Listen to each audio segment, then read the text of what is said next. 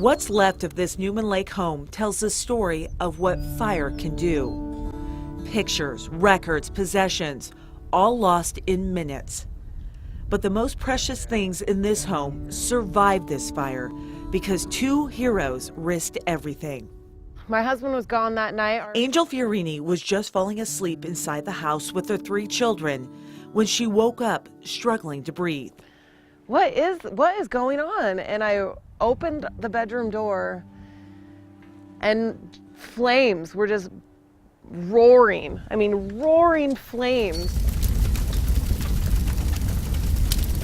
I turned around and I grabbed each of the little ones by their arms.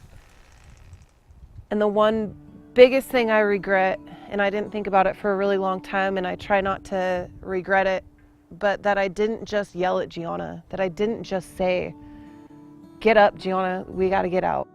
Angel carried her 2 little ones outside and went back in for her 7-year-old daughter. My eyes were closed, it was black, it was hot, I couldn't really breathe. She found Gianna and dragged her toward the front door. And I remember my hand just like melting on the front door. And I couldn't really remember if I opened it or not, but I think maybe I must have, and that's when I maybe kind of just pedaled back to grab her, and that's probably when I passed out. As Angel was overcome by smoke, Matt Burson was driving by, dropping off a coworker after his nursing shift.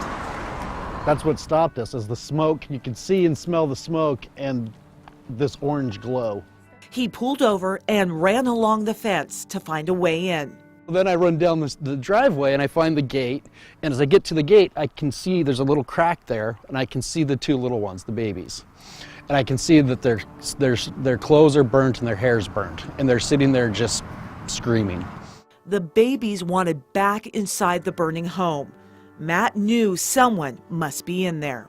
So I got down on my hands and knees and took a couple deep breaths, tried to remember my fire training from 20 years ago, and closed my eyes and headed in. Angel was just inside. And I finally found her.